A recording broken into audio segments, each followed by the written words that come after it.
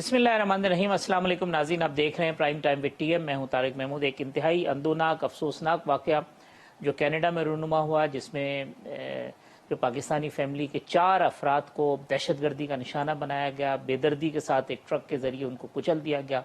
कसूर सिर्फ उनका ये था कि वो मुसलमान थे, कसूर सिर्फ ये था कि वो ला इलाहा इल्लल्लाह मुहम्मदुर रसूलुल्लाह पर ईमान रखते थे, यकीन रखते थे। किसी लेने देने में नहीं, किसी लड़ाई झगड़े में नहीं, कोई दुश्मनी नहीं। एक फैमिली बहुत सुकून के साथ, डिसिप्लिन के साथ, कायदे कानून उस मुल्क के मुताबिक जो है वो अपनी ज़िंदगी गुजार रही थी। उसको सिर्फ इस बात पर निशाना बना दिया गया कि वो मुसलमान हैं। और ये कोई पहला वाक़या नहीं है। जिस तरह आज कौमी असम्बली में एहसन इकबाल साहब ने कहा, दीगर अरकान ने कहा कि जो न्यूजीलैंड में हुआ था, फिर इसी तरीके से शाह महमूद कुरैशी साहब ने इशारा किया कि यूरोप के अंदर, बरतानिया में, अमेरिका में जिस तरीके से तवातुर के साथ एक इस्लामोफोबिया के नाम के ऊपर मुसलमानों को जिस तरह से तशद्दुद का निशाना बनाया जा रहा है, तज़हीक के निशाने बनाने की जो बेइंतहा वाक़यात हैं वो रोज़ होते हैं। कुछ रिपोर्ट होते हैं, कुछ के ऊपर जो है वो खामोशी हो जाती है, लोग जिक्र नहीं करते हैं। लेकिन ये तवातुर के साथ ये जो वाक़यात बढ़ रहे हैं, ये हम सब के लिए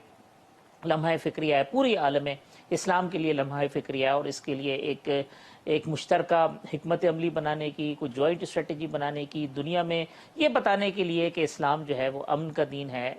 इस्लाम किस तरीके से जो है वो अमन का दर्स देता है, दूसरों के जो हुकूक है उनका ख्याल रखता है। तो आप सिर्फ मज़हब के नाम के ऊपर, अगर ये वाक़या किसी और मज़हब के हवाले से हुआ होता तो अब तक जो है वो शायद क्या से क्या कुछ हो चुका होता। लेकिन तवातुर के साथ हो रहे हैं, कश्मीर के अंदर हो रहे हैं, फ़लस्तीन में हो रहे हैं। आप ये देखें कि मुसलमानों के साथ जिस किस्म के वाक़यात हैं, तो ह्यूमन राइट्स की ऑर्गेनाइजेशन हो, दीगर चीज़ें हों, शोर ज़रूर उठता है। लेकिन शायद ये अगर किसी और कम्युनिटी के साथ होता तो इसकी इंटेंसिटी कहीं ज़्यादा होती। तो ये एक वाक़या जिसका जिक्र करना ज़रूरी था। जो मुल्क के अंदर के मामलात हैं उसमें कराची में एक इंसदाद दहशतगर्दी की अदालत ने जो मुत्तहिदा कौमी मूवमेंट के साबिका और जो मौजूदा रहनुमा हैं, रऊफ़ सिद्दीकी साहब हैं, ख्वाजा इज़हारुल हसन साहब हैं, फ़ारूक सत्तार हैं, 21 मुकदमात में आज इनको बरी किया है। और ये 2015 से ये केसेस चल रहे थे। तो मेरी आज रऊफ़ सिद्दीकी साहब से बात हुई, वो कहते हैं कि 2015 से रोज़ाना हम पेशियां भुगतते थे, अदालत में जाते हैं, और आज 6 साल के बाद एक हमें जो है वो बरी कर दिया गया। और मुकदमा क्या था कि तकरीरें सुनने के ऊपर तालियां बजाने के, एक साथ एक जैसे मुकदमा मुख्तलिफ थानों में बना देते हैं, और उसके बाद लोग सालों पेशियां भुगतते रहते हैं। उनका मीडिया ट्रायल होता है, उनको जो है वो उनके खिलाफ मुख्तलिफ तरह तरह के इल्ज़ाम होते हैं। तो ये 5-6 साल जो उनका वक्त बर्बाद, उनका पैसा बर्बाद, उनकी शोहरत को नुकसान पहुंचाना, इज्जत को नुकसान पहुंचाना, इसका कोई रेमेडी नहीं है। इसी वजह से आज रऊफ साहब कह रहे थे कि मैंने यहाँ इस अदालत में तो फैसला हो गया है, मगर अपना फैसला जो है ऊपर अल्लाह की अदालत में छोड़ दिया है और वहाँ पे फैसला होगा। तो सिर्फ ये एक रऊफ सिद्दीकी साहब का या MQM का या किसी एक का मामला नहीं है। बाकी जो पॉलिटिकल लोग हैं, और पॉलिटिकल लोगों को तो एक तरफ रख दे, आम आदमी भी जो हैं वो सालों कोर्ट के और कचहरियों के चक्कर लगाते हैं, पैसा बर्बाद करते हैं, वक्त बर्बाद करते हैं, शोहरत और नेकनामी पे हर्फ आता है, और उसके बाद जो है वो उन मुकदमात में कुछ नहीं मिलता। तो जब तक हमारा जो इंसाफ का निज़ाम है वो सही खतूत पर उस्तवार नहीं होगा, ये मामलात हल नहीं होंगे। यहाँ पे बहुत सारी चीज़ें हो रही हैं। असम्बली के इजलास में आज नूर आलम खान जो है, जो हुकूमती रुकन है, वो फिर बरस पड़े हैं। अपोजिशन ने बड़ी उनको अप्रिशिएट किया। वो कहते हैं कि जी लोड शेडिंग जो है वो इतनी बढ़ रही है, जो अफसरान हैं वो हम्माद अजहर साहब को जो है वो झूठ बोलते हैं, बाकी जो मिनिस्टर्स हैं उनके साथ झूठ बोलते हैं। आप आए देखें तो सही लोगों के साथ हो क्या रहा है। अपोजिशन कह रही है कि हुकूमत IMF के साथ बैठकर बंद कमरों में बजट बना रही है, जिसका अवाम के साथ कोई ताल्लुक नहीं है। और जबकि शौकत तरीन साहब ये कहते हैं कि हम IMF की जो सख्त शराइत हैं वो मानने के लिए तैयार नहीं है। उन्हें ऑप्शंस दे रहे हैं बहुत सारी चीज़ों पे, लेकिन फैसले जो है अवाम के मफाद में करेंगे। दूसरी तरफ अंदरूनी और बैरूनी कर्जे जो हैं उसके बढ़ने की बात है, उसके ऊपर भी आज के प्रोग्राम में डिस्कस करेंगे।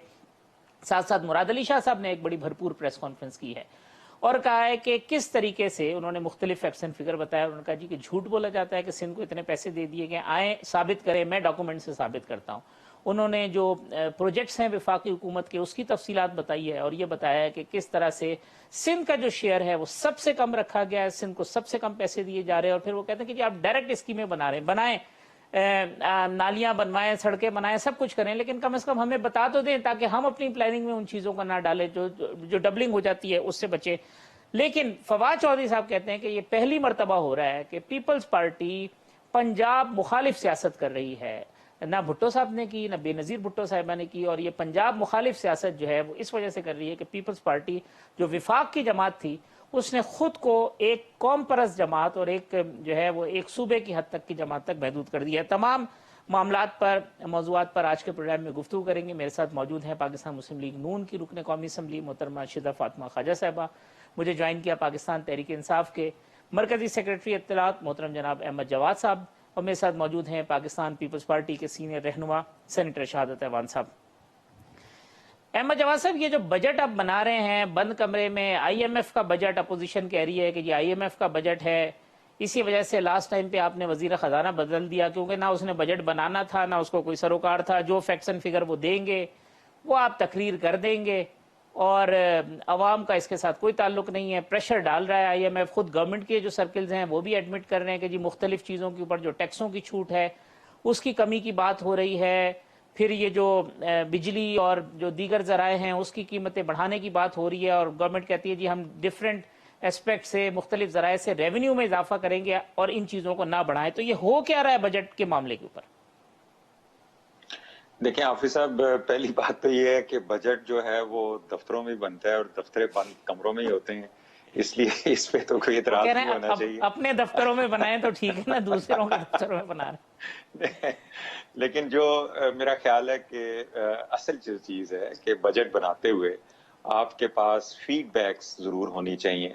बिजनेस कम्युनिटी की फीडबैक हो, इंडस्ट्री की फीडबैक हो, कंज्यूमर की फीडबैक हो, इदारों की फीडबैक हो, आवाम की पल्स का आपको पता होना चाहिए कि उनके इस वक्त क्या इश्यूज हैं, क्या मसाइल हैं। और आई एम श्योर कि इन सब चीज़ों को कंसिडर करते हुए इस वक्त बजट बनाया जा रहा है। और जहाँ तक रेवेन्यू का जनरेशन का ताल्लुक है, मेरा ख्याल है कि हमें इस बजट में जब हम दाखिल हो रहे हैं तो हमें थोड़ा सा माजी की निस्बत ये ज़्यादा एतमाद हासिल है कि रेवेन्यू जनरेशन में इजाफा हुआ है, आपका फॉरेन रेमिटेंस में आपके इजाफा हुआ है, और स्टॉक एक्सचेंज मुस्तहकम है, रुपया डॉलर के मुकाबले में मुस्तहकम है, और पाकिस्तान की एक्सपोर्ट्स में इजाफा हुआ है।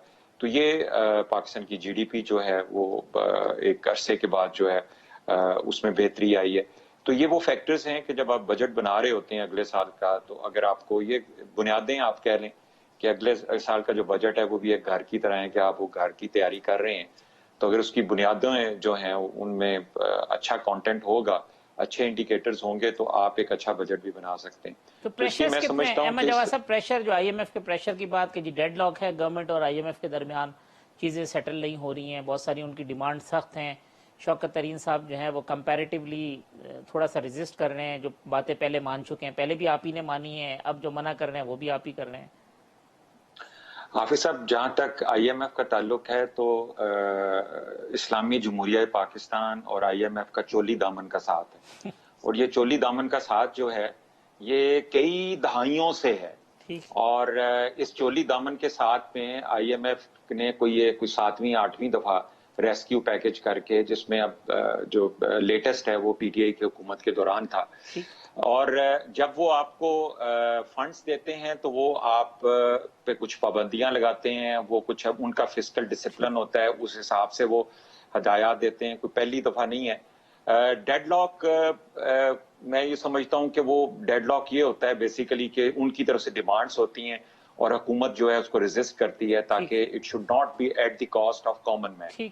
तो ये एक वो लास्ट मिनट आप कह लें कि नेगोशिएशन IMF की और हुकूमत की इस वक्त चल रही हैं। लेकिन जो इस वक्त हमें नजर आ रहा है वो ये है कि एक तो वजीर खजाना शौकत तरीन साहब और हुकूमत जो है इस दफा ज्यादा पुरएतमाद है। पिछली दफा खजाना खाली था, कोरोना, बड़े मसाइल थे चीजों के। इस दफा एक तो फिस्कल जो इंडिकेटर्स हैं बेहतर हैं और आपका GDP ग्रोथ बेहतर है, तो इसलिए पुरएतमाद है कि हम इस दफा IMF की जो डिक्टेशन है वो नहीं लेंगे और जो भी फैसले होंगे वो मुल्क के मुफाद में होंगे। शिदा साहब वो कहते हैं कि चूंकि हमारे पास अब अपने बास्केट में बहुत सारी चीजें हैं, लिहाजा हम कंपैरेटिवली बेहतर पोजीशन के अंदर हैं, बेहतर निगोशिएट करेंगे माजी की बनिस्बत, और आईएमएफ के साथ तो पहले भी बात होती रही, तो कितनी बेहतर पोजीशन में है गवर्नमेंट इस वक्त आईएमएफ के सामने, और उसका रिफ्लेक्शन आपको बजट में नजर आता है?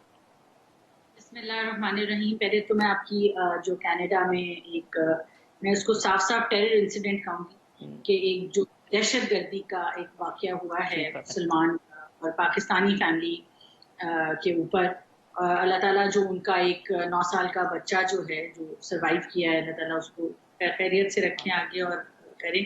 और पार्लियामेंट में भी आज उसी पे डिस्कशन थी और एहसन इकबाल साहब ने मुस्लिम लीग नून की तरफ से एक पेशकश सामने रखी है कि आईपीयू में इसको उठाया जाए और इस्लामोफोबिया पे पाकिस्तान एक कॉन्फ्रेंस जो है वो होल्ड करे, ताकि हम तमाम ममालिक के जो रिप्रेजेंटेटिव्स हैं, पार्लियामेंटेरियंस हैं, उनको इसके ऊपर जो है हम इनलाइटन भी कर सकें, उनको साथ लेके चल सकें।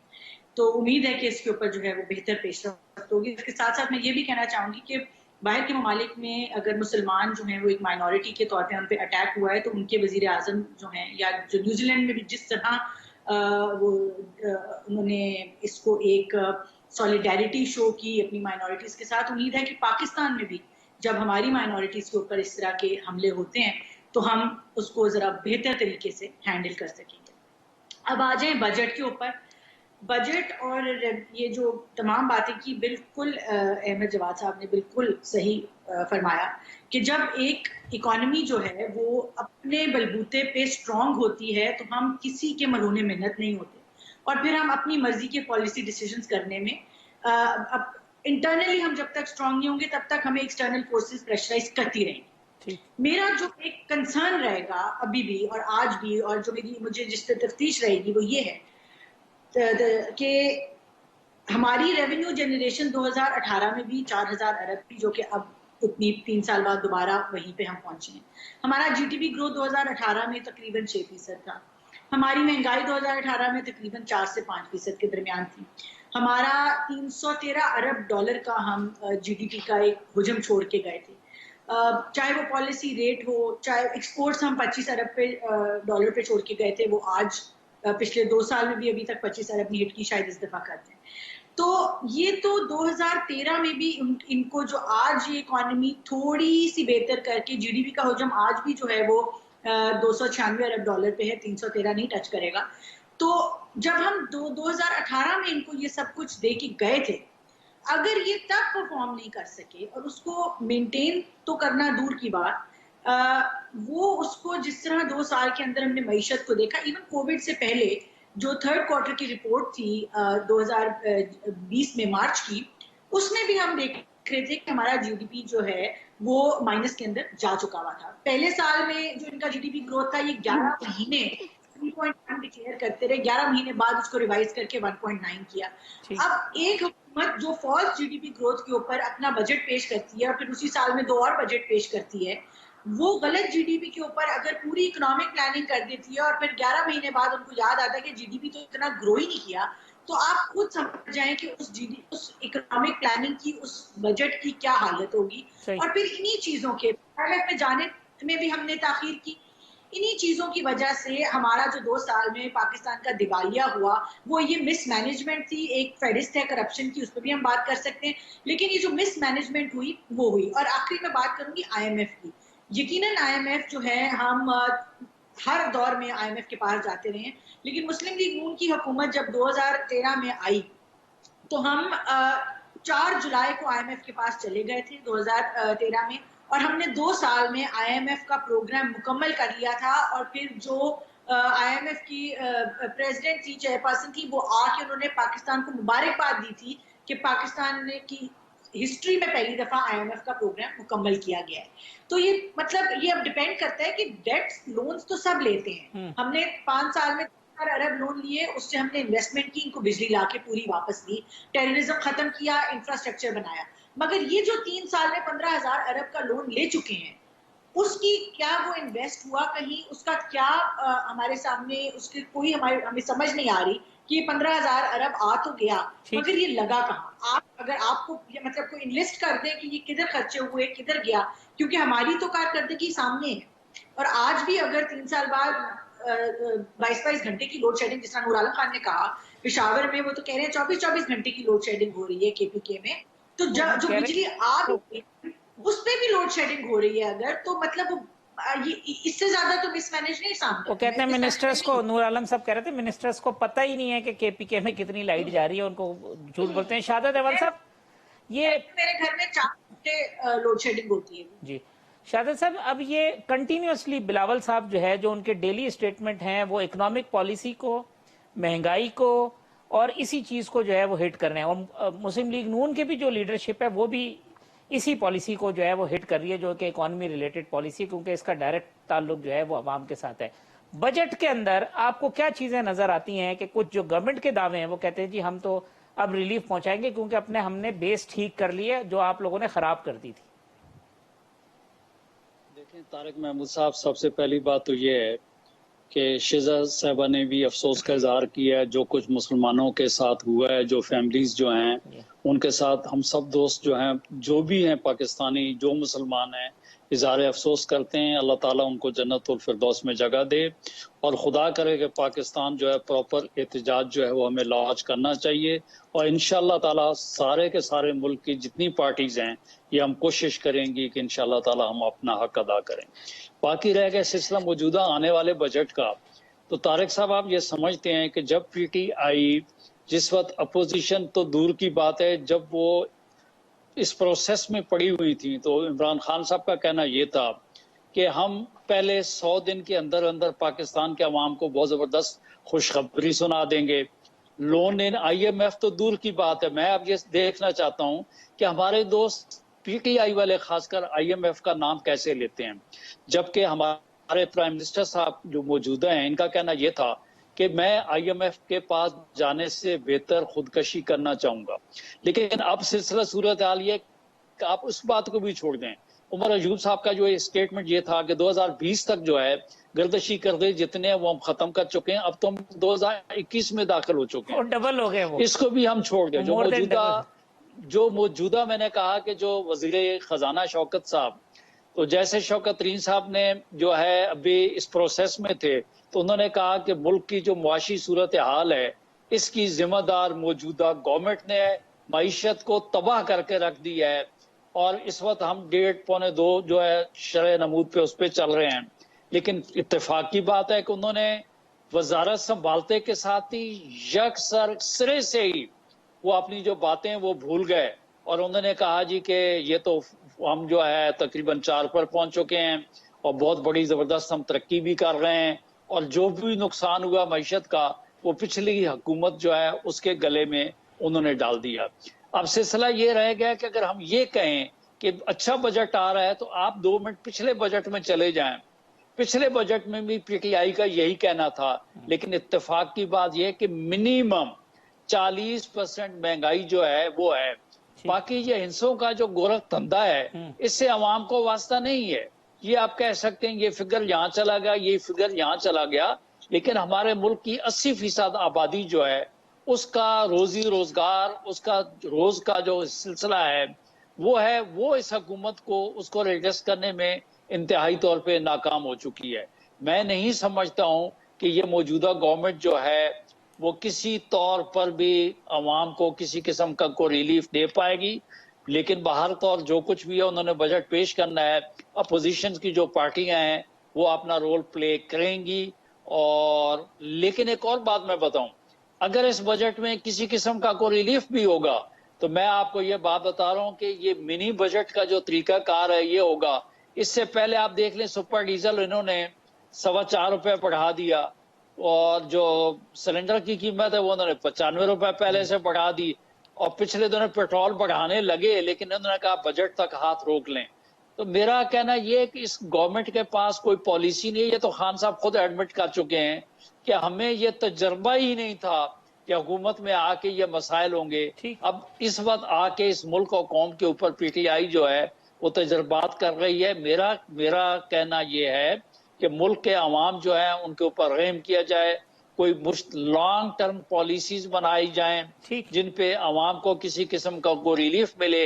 लेकिन मौजूदा गवर्नमेंट का एक ही मतमे नजर है कि अपोजिशन को रगड़ा देना, जो इनके असल काम है उस तरफ तो इन्होंने ख्याल ही नहीं किया होगा, न कि पार्लियामेंट का रुख करना, न पार्लियामेंटेरियंस की बात सुनना। मैं आपको ये बता रहा हूं कि जिस असेंबली का प्राइम मिनिस्टर असम्बली का रुख न करे और वो कह के डायरेक्ट अवाम उन्नास से मैं राब्ता करूंगा और टेलीफोन के ऊपर मैं पब्लिक की कॉल लेके उनको जवाब दूंगा। भाई आप इलेक्टेड प्राइम मिनिस्टर हैं, आप पार्लियामेंट में आए, पार्लियामेंटेरियंस की बात सुने और मुल्क को रिलीफ दें। ठीक, मैं शाहज़ाद साहब एक ब्रेक ले लूं, ब्रेक के बाद आते हैं। तो जो कर्जों की बात की कि जी कर्जे मुस्लिम लीग नून ने लिए और इस दौर में भी जो कर्जे हुए हैं वो सवाल रखते हैं अहमद जवाद साहब के सामने।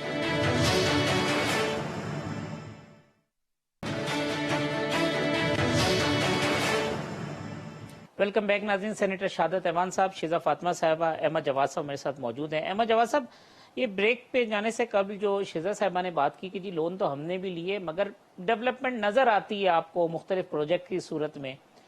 अब जो फिगर्स आए जो स्टेट बैंक के, जिसमें जो बैरूनी कर्जा था उसमें भी 3% इजाफा हुआ है, जो अंदरूनी कर्जा है वो भी 2000 अरब का इजाफा हुआ। कर्ज आप लिए जा रहे हैं, कहते हैं नज़र नहीं आ रहा। डेवलपमेंट के जो बजट हैं वो भी आपने कर्टेल कर दिए हैं। रेलवे का जो कल हादसा हुआ उस पर भी इसी किस्म की तनकीद हुई कि जनाब आपने जो बजट था वो 1/3 कर दिया। बाकी जो और बजट थे वो भी आपने कर्टेल कर दिए। पैसे लगा आप कहीं रहे नहीं है, तो ये जो पैसे ले रहे हैं ये जा कहाँ रहे हैं? हाफिज साहब, पहली बात तो ये है कि ये जो कर्जों के हवाले से जो स्टेटिस्टिक्स ये जाते हैं पीटीआई की हुकूमत में, उसमें एक बड़ी इंटरेस्टिंग चीज नोट करने वाली है। वो ये है कि पीटीआई की हुकूमत ने जो पहले साल कर्जे लिए थे वो अगले साल जितने कर्जे लिए वो पहले साल से 50% कम थे, और तीसरे साल में जो कर्जे लिए वो दूसरे साल से 50% कम थे। यानी आपको पहले साल जो है झटका जो लगा है आपको कर्जों का, उसकी वजह एक तो ये थी कि आपके डॉलर और रुपए के मुकाबले में तकरीबन 25% का जो आपका रुपया गिरा, तो जाहिर है कि आपके जो कर्जे थे वो पड़े ही उनमें 25% इजाफा हो गया। मगर ये भी शौकत तरीन साहब कहते हैं कि ये भी गलत पॉलिसी थी, आपने रुपए को इतना डीवैल्यू किया, जानबूझ के 124 से 164 पे ले गए। वो तो कहते हैं ये भी आपकी फिर पॉलिसी का फॉल्ट अगर है तो वो भी आपकी साइड पे ही। देखिए, शौकत तरीन साहब ने तो अब वजीर खजाना के तौर पे टेक ओवर किया है। उनकी परफॉर्मेंस का तो आगाज अब से है। इससे पहले जो परफॉर्मेंस है उसके रिजल्ट्स तो हमने देख लिए ना। वो रिजल्ट्स तो बुरे नहीं है, वो तो हमारे सामने ही है। शौकत तरीन साहब की अपनी राय हो सकती है पुराने फैसलों के ऊपर, लेकिन ये है कि उस वक्त जो भी हुकूमत ने उन हालात में जो भी फैसला लिया था, मेरा ख्याल है कोई बेहतरीन फैसला ही होगा। और उसकी वजह से ही आप अब देखें ना कि जब आप कर्जे क्यों आपको लेने पड़े। एक तो मैंने बताया पहले साल आपका जो डॉलर और रुपए की जो आपका हुआ, दूसरा आपके खजाने में पैसे कोई नहीं थे। आपके 9 अरब डॉलर थे जब आप पीटीआई की हुकूमत ने टेक ओवर किया था अगस्त 2018 में, और आज आपके 23 अरब डॉलर के आपके फॉरेन रिजर्व्स हैं। तो ये जब आपके खजाने में पैसे नहीं होंगे तो फिर तो कर्ज लेने पड़ेंगे ना फिर आपको। और लेकिन अगर आप उसका ट्रेंड देखें तो वो हर गुजरते साल के साथ वो 50% नीचे गए, और इस तीसरे साल में आके अब वो बहुत कम जो है वो कर्जे रह गए। तो एक तो ये शो करता है कि पीटीआई का जो हुकूमत का रिलायंस है कर्जों के ऊपर वो बतदरीज हर साल जो है वो कम हुआ है। और उसको अगर हम रिलेट करें जो इकोनॉमिक इंडिकेटर्स हैं तो वो एक अच्छी जो है इंडिकेशन देते हैं। सेनेटर साहब ने कहा कि जो ये दादोशुमार का हेर फेर है इसका अवाम से कोई ताल्लुक नहीं है। बिल्कुल ठीक, मैं 100% एग्री करता हूँ कि एक आम आदमी जो है वो इन चीजों को ना तो शायद समझता है ना समझना चाहता है, ना वो आटा कितने का, दाल कितने की, चीनी वो समझाएं बिना। लेकिन ये है कि एक मसला है, एक मसला ये है कि जब हमने शाम को टॉक शोज में बैठना होता है वहां पे हमें अपोजिशन की तरफ से ये कहा जाता है जी कि हमारे दौर में जीडीपी ये था, हमारे दौर में जो है वो फलाने इकोनॉमिक इंडिकेटर्स इतने थे। तो उसका जवाब तो फिर उसी टेक्निकल फॉर्मेट के तहत देना पड़ता है, बताना पड़ता है। उसमें तो जैसे शिजा साहबा ने कहा ना 2018 में जीडीपी हमारी 5.8 थी, अब आप 4 साढ़े 4 के ऊपर झंडे गाड़ रहे हैं कि ये है जो रेवेन्यू टारगेट जो है आपने पहले साल 5,500 रखा, फिर रिवाइज किया 5,200 कर दिया। पीएमएलएन 3,900 पे छोड़ के गई थी, आज आप 4,100 200 के ऊपर कहते हैं जी हमने बड़ा तारीखी काम कर दिया। तो कहते हैं 2018 के बाद आके 0.0 पे खड़े हैं, 3 साल कौम के जाया करके, और अब आप क्रेडिट ले रहे अपनी जो खराब परफॉर्मेंस है उससे कंपैरिजन कर रहे हैं बजाय इसके कि 2018 की उनकी परफॉर्मेंस से कंपैरिजन करते।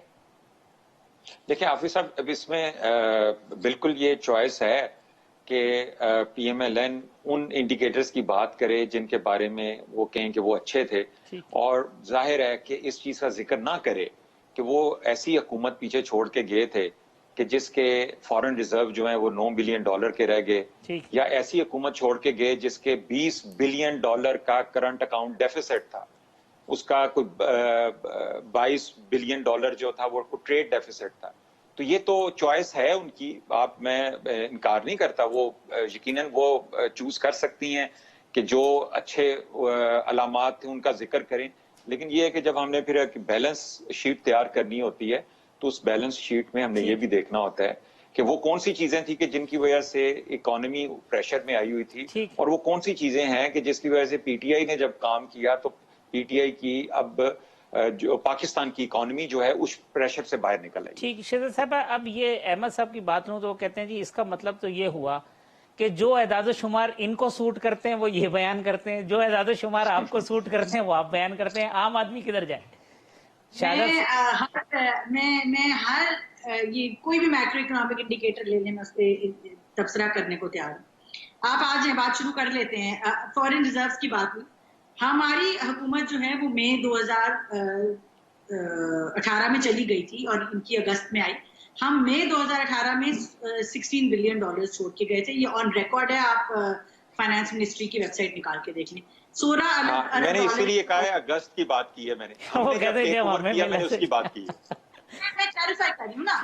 अब वो हमारी तो 25 मई को हुकूमत चली गई, अब मई से अगस्त में क्या हुआ, इंटरिम गवर्नमेंट ने क्या किया, वो आप हमारे पे ना डालें। अब हम लेकिन वो हमारे पे भी तो ना डालें, उसका मोमेंटम तो पीछे से ही चल रहा है ना। अभी चले करंट अकाउंट डेफिसिट पे आते हैं। करंट अकाउंट डेफिसिट क्या होता है? करंट अकाउंट डेफिसिट होता है कि पाकिस्तान से टोटल बाहर कितनी रकम जा रही है और पाकिस्तान के अंदर कितनी रकम आ रही है। देखिए, हमारा मसला उसमें मेजर कंपोनेंट ट्रेड डेफिसिट का भी होता है। जो ट्रेड डेफिसिट है, ट्रेड डेफिसिट पाकिस्तान के अंदर इन्होंने किस तरह काम किया, इस पे बात करते हैं। हमारा ट्रेड डेफिसिट इसलिए ज्यादा था क्योंकि हम कैपिटल गुड्स इंपोर्ट कर रहे थे, इंडस्ट्री चल रही थी, सीपैक लग रहा था, बिजली के कारखाने चल रहे थे। जब कैपिटल गुड्स इंपोर्ट होते हैं, इंपोर्ट ज्यादा होती है, बरामद ज्यादा होती है दरामद से, तो ट्रेड डेफिसिट होता है। किसी भी एक्सपेंडिंग इकोनॉमी में ट्रेड डेफिसिट होता है। ये कोविड ने के टाइम पर पिछले साल ये रॉक बॉटम हिट किए हैं। आज जब ये इनकी इकोनॉमी बेहतर होगी, इनका भी करंट अकाउंट डेफिसिट बढ़ेगा। मेरे साथ चैलेंज ले लें, 6 महीने बाद बैठ जाएं। देखिए, करंट अकाउंट डेफिसिट तो ये बात होती है, अगर हम डेवलपमेंट कर रहे थे, सारी दुनिया डेवलपमेंट करती है लोन लेके, मेरी बात वापस आ गई। डेट हो, ट्रेड डेफिसिट हो, करंट अकाउंट डेफिसिट हो, हम कर क्या रहे थे? हम डेवलपमेंट कर रहे थे, वो चीज इन्वेस्ट हो रही थी, वो चीज पे ऑफ कर रही थी। हमने 2 करोड़ लोगों को ऑन रिकॉर्ड, इंटरनेशनल ऑर्गेनाइजेशंस कहती हैं, पॉवर्टी लाइन से बाहर निकाला। इसके बावजूद कि हमने पॉवर्टी लाइन को स्ट्रिक्ट कर दिया, इन्होंने 2 करोड़ लोगों को पॉवर्टी लाइन के नीचे निकल दिया। बावजूद इसके कि अगर आप 100 दफा करंट अकाउंट डेफिसिट कम कर लें, 15,000 अरब का पिछले 3 साल में कर्जा लेके हमने 2 करोड़ लोगों को पॉवर्टी लाइन के नीचे धकेल दिया। ये किस किस्म की इकोनॉमिक मैनेजमेंट है? आप कोई और अदाद-ओ-शुमार, आप सर्कुलर डेट पे हमें कहते थे, हम 1053 अरब का छोड़ के गए थे, आज 2900 अरब का सर्कुलर डेट है। ना आपने रिकवरीज बढ़ाई, ना आपने ट्रांसमिशन लाइन पे काम किया। मतलब आपने तो हमारे आईपीपीज को आप कहते थे कि वो हम गलत फैसले करके, तो आपने एज इट इज रिन्यू किया, आप कैंसिल कर देते। किसी किस्म की मैनेजमेंट नहीं। देखिए, और जो बात है करने वाली, जो नंबर है देखने वाला, वो 2 है। एक तो आपका डेट होता है, आप उसको हमेशा अपने जीडीपी के हुजम से कंपेयर करते हैं। डेट टू जीडीपी रेशो हमारा इस वक्त 80% से तजावुज कर गया है, तकरीबन 90% टच कर रहा है। ये हमारे लिए एक टाइम बॉम्ब की तरह डिजास्टर जो है 87 के आज के फिगर थे, 87% पे चला गया और एक्सपेक्टेड ये है कि मोर देन 90 पे चला गया। देखिए, करंट अकाउंट डेफिसिट क्या चीज है, कितनी चीजें बाहर जा रही हैं, कितनी अंदर आ रही हैं। वो एक फिगर बेटर करने के लिए आपने इकोनॉमी तबाह कर दी। देखने वाली चीज क्या है? Fiscal deficit, budget deficit. आप रेवेन्यूज कितने जनरेट करते हैं और खर्चे कितने करते हैं। करंट एक्सपेंडिचर इस मुल्क का एक एक्सपोनेंशियली इंक्रीज कर रहा है, बावजूद इसके कि डेवलपमेंट एक्सपेंडिचर कम हो रहा है। इसका मतलब है कि ये हुकूमत जो है वो अपने ऊपर पैसा खर्च कर रही है अवाम की बजाय। अगर आपका करंट एक्सपेंडिचर बढ़ा है और आप डेवलपमेंट एक्सपेंडिचर पे कट लगा रहे हैं, इसका मतलब है कि अवाम की हम जितना पीएसडीपी छोड़ के गए थे, उससे तकरीबन इन्होंने 1/3 पीएसडीपी कम कर दिया। जिस मुल्क में पीएसडीपी पे कट लग रहा है, उस मुल्क में डेवलपमेंट कैसे हो सकती है? आप मुझे ये बताइए। अब तो कहते हैं ना, अब 900 अरब का पीएसडीपी की बात कर रहे हैं। जो शहादत अहमद साहब, मैं ना बड़ी इंटरेस्टिंग, एक हारून शरीफ साहब हैं, ये बोर्ड ऑफ इन्वेस्टमेंट के चेयरमैन थे इसी गवर्नमेंट के, उन्होंने कहा कि इस मुल्क का मसला जो है ना वो करंट अकाउंट डेफिसिट है, ना ट्रेड डेफिसिट है, ना फिस्कल डेफिसिट है, इसका मसला ट्रस्ट डेफिसिट है जो कि हुकूमत पे होके ही नहीं दे रहा, ना अवाम का हो रहा है, ना इन्वेस्टर का हो रहा है, ना बिजनेसमैन का हो रहा है। आप समझते हैं यही सूरत हाल? देखिए सर, सबसे पहले मैं ये कह चुका हूँ कि ये मौजूदा गवर्नमेंट जो है ये तस्लीम कर चुकी है कि हमें हुकूमत तो मिल गई लेकिन हमें एक्सपीरियंस नहीं था। तो भाई 3 साल इनको अपने उसमें एक्सपीरियंस में लग चुके हैं, आज तक तो कोई चीज ये डिलीवर नहीं कर चुकी मौजूदा गवर्नमेंट। आने वाले जो 2 साल रह गए हैं, 1 साल अगले साल हल्का बंदियां हैं, उससे अगले साल इलेक्शन है, तो मैं ये समझता हूँ और कि बीच में आने लोकल वाली बॉडीज भी हो हुकूमत जो जाने है हैं शाहद साहब, बीच में लोकल बॉडीज इलेक्शन भी हो जाने। वो डेफिनेटली, तो मैं आपको यही गुजारिश करने जा रहा हूँ ना कि ये जो मौजूदा हुकूमत की नाकामी है वो तो बिल्कुल सामने आ चुकी है। कि आप ये देख लें कि अगले दिन गवर्नमेंट कह रही थी कि गंदम इतनी हो चुकी है, लेकिन गरीब आदमी को तो चाय, जब भी जो रोटी है वो इस वक्त भी 35 रुपए की मिल रही है, तो गंदम ज्यादा होने से गरीब आदमी तो को फर्क नहीं पड़ा है। तो मेरा कहना यह है कि इस बजट के अंदर ये 3-4 दिन की बात रह गई है।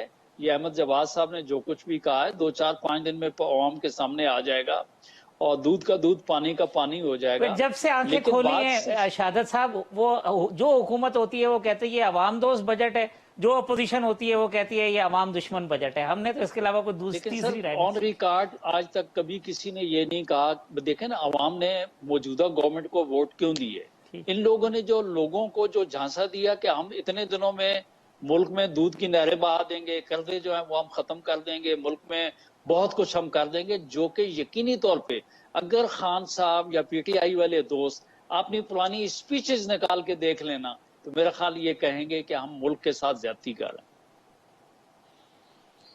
तो इनको मतलब अब कुछ दिखाने के लिए इनकी अपनी स्पीचेस काफी है, कुछ और अपोजिशन की बातें करने की जरूरत नहीं है। खान साहब को उनकी अपनी तकरीरें। मैं तो जो बात कह रहा हूँ, अहमद जवाद साहब जो हैं बहुत मुनासिब आदमी हैं और मेरे ख्याल में इन्होंने बड़ी साफ सुथरी बातें की हैं और ये तस्लीम करेंगे, चूंकि इनके प्राइम मिनिस्टर साहब ये बात तस्लीम कर चुके हैं कि भाई बात ये, हमें यकीनन इक़्तिदार तो हमें दे दिया गया लेकिन हमें अहमद जवाद साहब कहते हैं किसी चीज की जरूरत नहीं है, आपके सामने सिर्फ आपकी तकरीरें रख दें तो मतलब आप फिर खुद ही फिर आगे कुछ बाकी बात ही नहीं बचनी फिर। अब तकरीरों का तो ये है कि ये तो बटन आपके पास होता है, आप ये बटन चाहें तो पीएमएलएन की पुरानी तकरीरें दिखाएं तो पीएमएलएन के लिए भागना पड़ेगा, आप पीपल्स पार्टी की दिखाएंगे तो उनको भागना पड़ेगा। देखें ये तो ठीक है, सियासत के अंदर बहुत सारी स्टेटमेंट्स जो हैं वो नवाज शरीफ साहब, शहबाज शरीफ साहब, आसिफ अली जरदारी साहब, बेनजीर भुट्टो, मरहुमा साहिबा, तो फिर सियासतदानों को जिस वक्त जो स्टेटमेंट सूट करता है वो देते हैं, आप ये कह रहे हैं? इसका मतलब तो ये हो गया। मैं ये नहीं कह रहा, मैं ये कह रहा हूं कि देखें, हम अगर सिर्फ इस चीज से ही हमने मामला हल करना है कि माजी की तकरीरें देख के, तो मैंने कहा वो तो आप कोई भी तकरीर आप पीछे से अगर आप लेंगे तो things change with the passage of time. लेकिन जो चीज इंपॉर्टेंट है, जो कि सेनेटर साहब ने कहा कि ये हुकूमत नाकाम हो चुकी है, देखें इसमें मेरी ये दरखास्त होगी कि देखें एक नाकाम हुकूमत कैसे पिछले 4 साल में हाईएस्ट स्टॉक एक्सचेंज को ले गई इस वक्त, कैसे एक नाकाम हुकूमत जो है पाकिस्तान की तारीख के हाईएस्ट फॉरेन रेमिटेंस जो कि कभी भी 22-23 अरब डॉलर से ज्यादा नहीं गए थे, जो कि इस साल आपके 27 बिलियन डॉलर से ज्यादा हो गए, कैसे एक नाकाम हुकूमत जो है वो जो जीडीपी ग्रोथ जिसकी वजह से हमें बहुत ताने मिले थे कि वो 1.9 है, अब मूडीज भी उसको एक्सेप्ट कर रहा है और वो 4 के करीब पहुंच गया हुआ है। कैसे एक नाकाम हुकूमत कोरोना को इंडिया से या ईरान से या दूसरे ममालिक की निस्बत ज्यादा बेहतर हैंडल कर लेती है, कैसे पाकिस्तान के अंदर जो है 3 बड़े डैम्स का एक नाकाम हुकूमत तो नहीं ये कर सकती ना, कैसे फॉरेन रिजर्व्स के अंदर इजाफा होता है। और देखें करंट अकाउंट डेफिसिट का जो है ना एक आम आदमी के लिए, अगेन चूंकि बात बार बार आम आदमी की होती है, देखें एक सिंपल सी बात है कि आपके आमदनी और आपके खर्चे के दरमियान जो फर्क है, अगर वो फर्क ज्यादा होगा तो आप ना अपना घर चला सकते हैं ना अपना मुल्क चला सकते हैं। मैंने आपको सबसे पहले उसमें बैलेंस ब्रेक लेनी है अहमद साहब, लेकिन मैं शीजा साहब अगर शॉर्टली कमेंट कर दे, वो कहते हैं कामयाबी का पैमाना ये है जो अहमद जवाद साहब ने बताया, आप इस पैमाने को तस्लीम करती जो कहते हैं जी हम तो अगर नाकाम होते तो ये कामयाबी ना समेटते इतनी? देखिए स्टॉक एक्सचेंज जो है वो मेरे ख्याल से ठीक है, बेहतर हुई होगी, मगर ये अगेन ये कोई मैक्रो इकोनॉमिक इंडिकेटर नहीं है। मुझे हफीज शेख साहब ने खुद कहा कि जनाब इसका कोई इकोनॉमी से कोई ताल्लुक नहीं है, तो हमने कहा आप कोट क्यों कर रहे हैं? कहना जब आप गिरती है तो आप हमें इकोनॉमी से जोड़ देते हैं, इस वजह से जब वो उठ रही है तो हम उसको कोट कर रहे हैं। मैं इसीलिए कह रही हूँ कि उसका मैक्रो इकोनॉमी से या इकोनॉमिक इंडिकेटर से कतन कोई ताल्लुक नहीं है। मगर यही मैं तो अपनी बात दोहराऊंगी और मैं उसमें इजाफा ये करूंगी कि एक हुकूमत की कामयाबी ये होती है कि अवाम जो है उसको रिलीफ मिल रहा है या नहीं। हम एक डेमोक्रेसी में रहते हैं। अगर एक घराना जो है, हमारी जो पॉवर्टी लाइन है ना, जो गुर्बत की लकीर है, वो है तकरीबन 18,000 और 60 रुपए के 30 रुपए पर 6 लोगों की फैमिली। ये हमारी गुर्बत की लकीर है। 2 करोड़ लोग गुर्बत की लकीर से नीचे चले गए। आप समझ सकते हैं 2 करोड़ लोग जो हैं वो महीने का 3,000 रुपया नहीं कमा रहे। 2 करोड़ लोग नीचे चले गए। 3,000 में आज क्या बनता है आप मुझे बताओ। ठीक बात है। अगर आप इजाफी, मैं ओवरऑल पॉवर्टी लाइन की नहीं बात कर रही, ये 3 साल में इजाफी लोग गए हैं पॉवर्टी लाइन से नीचे। ये हुकूमत जो है ये होती है उसकी कारकर्दगी। और हमारी मैं रिट्रेट करूं, हमारे 5 साल में 6.2% पॉपुलेशन, 6.2% पॉपुलेशन पॉवर्टी लाइन से ऊपर आई थी। ये मियां नवाज शरीफ का, मियां शहबाज शरीफ का पाकिस्तान था। और ये मुआवजा कर लें जो इमरान खान साहब का पाकिस्तान है, और इसमें आप बाकी चीजें भी काउंट कर लें, आप इन्फ्लेशन काउंट कर लें, आप अफरात-ए-ज़र काउंट कर लें, आप जीडीपी ग्रोथ, कोई भी इंडिकेटर ले लें जो डायरेक्टली पब्लिक को इम्पैक्ट करता है, वो इस पर कोट नहीं हो रहा। मैं वक्फा ले लूं, वक्फे के बाद आते हैं तो शादाब साहब, सीएम ने जो आज प्रेस कॉन्फ्रेंस की विफाक के हवाले से सिंध का मुकदमा, उस पर गुफ्तगू करेंगे प्रोग्राम के आखिर में।